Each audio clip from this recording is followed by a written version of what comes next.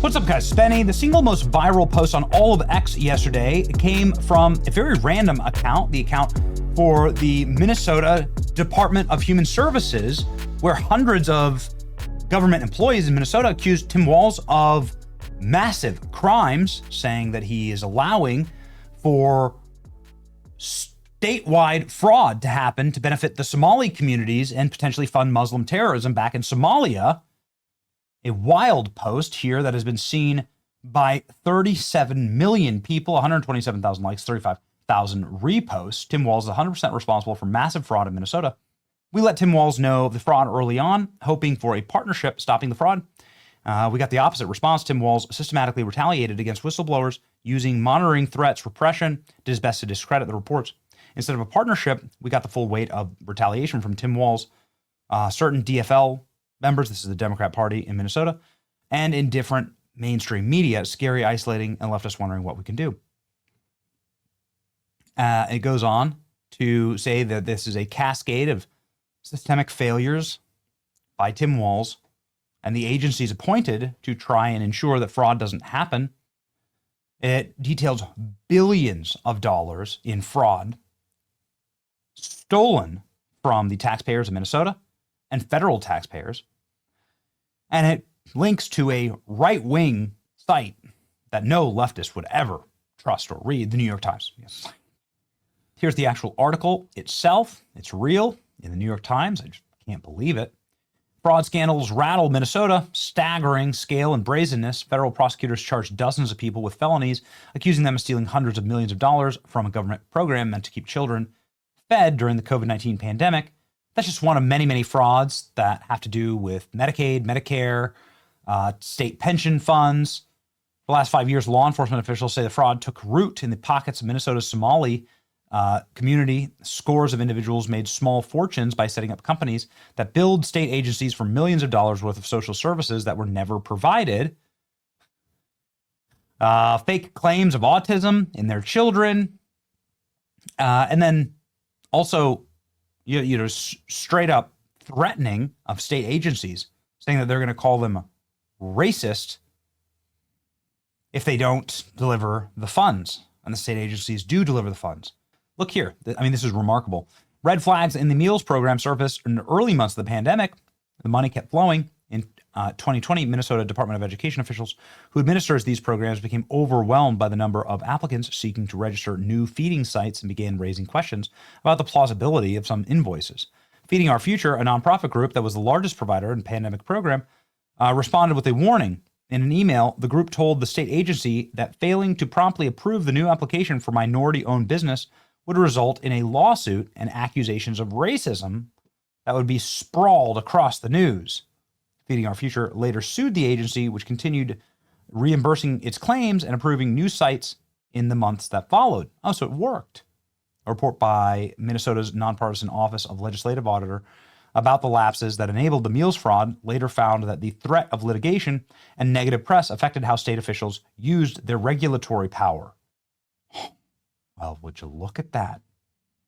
It's amazing. Get brought here because Somalia is a failed terrorist state, and then claim that they're being racistly acted upon when they're committing literal frauds against the taxpayers.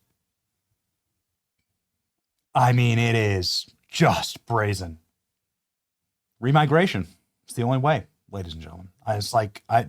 There are some cultures that are incompatible with Western civilization. Anyway, the account that made these whistleblower claims that went so viral was suspended on X. This is after the account said that Tim Walz was actively trying to sabotage them and to attack the whistleblowers themselves. The group is run by current Minnesota Department of Human Services employees critical of Walz. What is going on?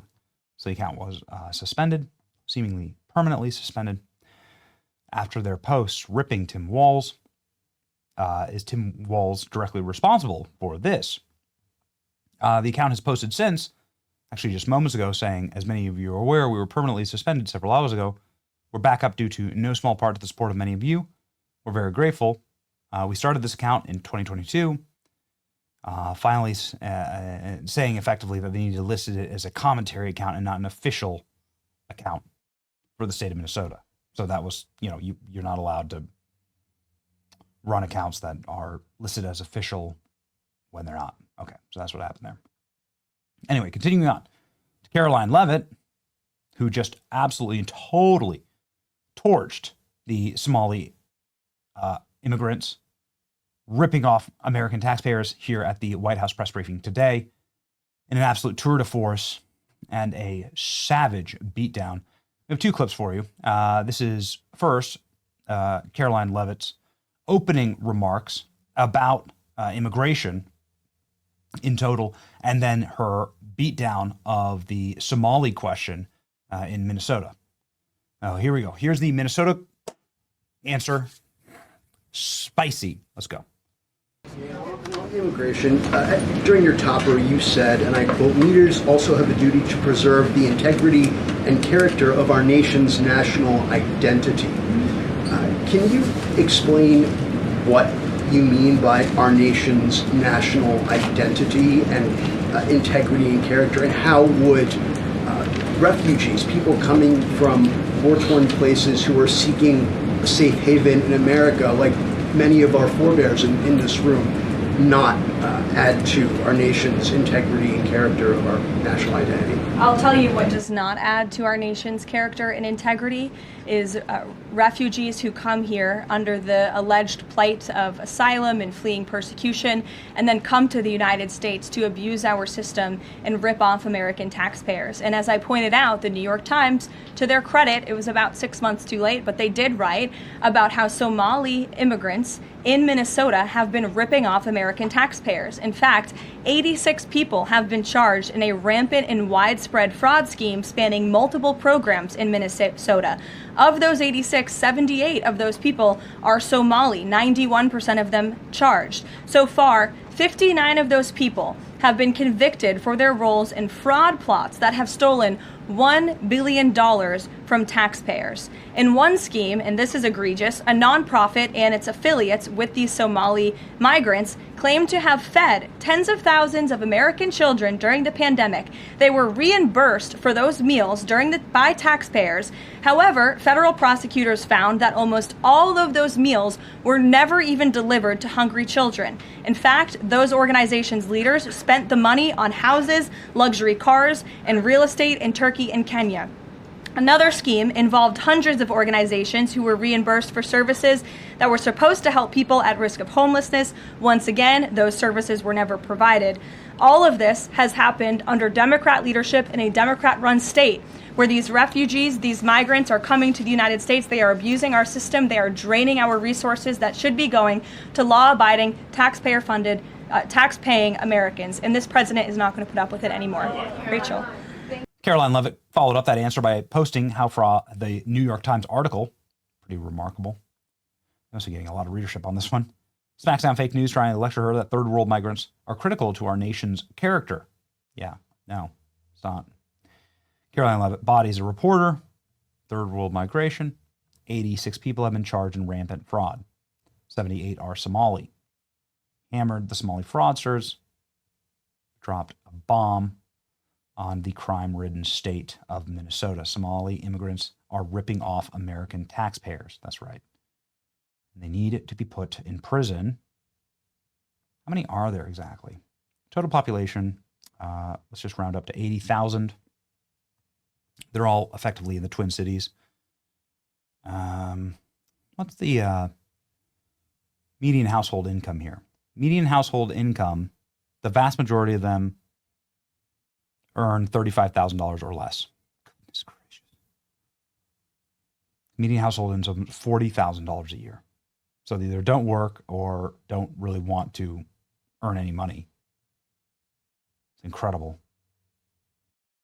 And they don't own homes. Average household size 4. They're renters. By and large, 86% of them rent. Them own homes, they don't buy homes, they don't set down roots in the community.